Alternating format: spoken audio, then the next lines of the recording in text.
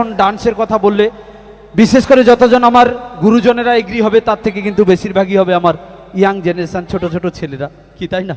তারাই আগে এগ্রি হবে, কাকু হবে। শুধু তোমাদের এখানে নয়, আমার পাড়ার দিকেও হয়।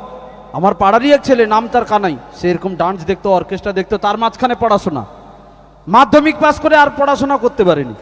কেন না, 2 বছর যখন লকডাউন ছিল, লকডাউনের কারণে কিন্তু অনেক ছেলেরা স্কুল যেতে পারেনি, বন্ধ করে দিয়েছে। মাধ্যমিক পাস ছেলেরা বন্ধ করে দিয়েছে। শুধু তোমাদের এখানটায় কীরকম হয় জানি না। আর যে লকডাউন যেভাবে পড়েছে আর পড়াশোনা করতে পারবো না, যদি লকডাউনটা স্থিতিশীল হয় কিছুদিন বাইরে চলে যাবেন। তো এখনকার গ্রামাঞ্চলের ছেলেরা দেখবেন কিছুদিন যদি কলকাতা কিংবা মুম্বাইয়ের দিকে চলে যায়, বিভিন্ন রকমের ভাষায় কথা শিখেছেন। দেখবেন ধরুন আপনাদের গ্রামের ছেলেরা কেউ যদি কলকাতা কিংবা মুম্বাইয়ের দিকে চলে যায়, কিছুদিন পরে ফিরে এসে দেখবেন তাদের মুখের ভাষা চেঞ্জ। কিছুদিন পরে ফিরে এসে বলবে, হাই ভাইয়া আপ কেসে হো। মেলার মধ্যে ঘুরতে ফিরতে যদি একটা সুন্দরী মেয়েদের সঙ্গে দেখা হয়ে যায়, তখন বলবে hi my darling I love you, এরকম ধরনের কথাবার্তা বলেন। তো আমার পাড়ারই এক ছেলে, নাম তার কানাই, কিছুদিন বাইরে চলে গেছেন। কিছুদিন পরে বাবা মাকে চিঠি লিখছেন, 4 লাইনের চিঠি লিখে পাঠিয়েছেন। কি লিখেছেন? লিখেছেন, পূজনীয় বাবা, আশা করি ভগবানের কৃপায় ভালোই আছো, আমি এখানে ভালোই আছি, চিন্তা করার কারণ নাই। বাবা বলছে, ছেলেকে মোর এত পড়ালাম, ছেলে মোর 4 লাইনের চিঠি লিখে পাঠিয়েছে, আর কি কিছু লিখার টাইম পেলেন নাকি তার মাথায় নেই। বাবা কি করেছে, ঘুরিয়ে আবার 5 লাইনের চিঠি লিখে ছেলের কাছে পাঠিয়ে দিয়েছেন। কি লিখেছেন? লিখেছেন, স্নেহের কানাই, তুই ভালো থাক না থাক, তোর বাড়িতে আসার একেবারে দরকার নাই, তোকে জন্ম দেওয়া পাপ, ইতি তোর বাপ। ব্যাস, 5 লাইনের চিঠি লিখে পাঠিয়েছে।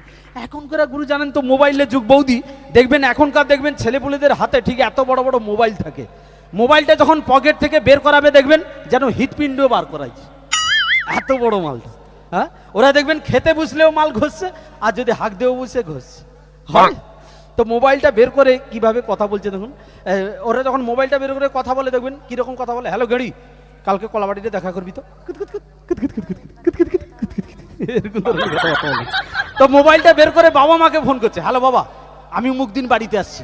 বাবা মা আনন্দ উল্লাস, ছেলে অনেকদিন পরে বাড়িতে ফিরছে, বাবা মা উঠোনে দাঁড়িয়ে আছে, ছেলে গাড়ি থেকে নামছে, ইংলিশ ভাষায় কথা বলছে, হাই ড্যাড, এরকম করে চলে আসছে।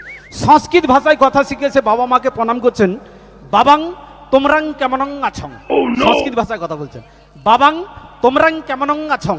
তখন বাবা বলছে, বাবাং তোর যদি সব কথায় হকং হকং, মোর বুড়া বুড়ি তাহলে এবার খাটের তলায় ঢুকং। এরকম পরিস্থিতি, যুগ বদলেছে, মানুষ বদলেছে।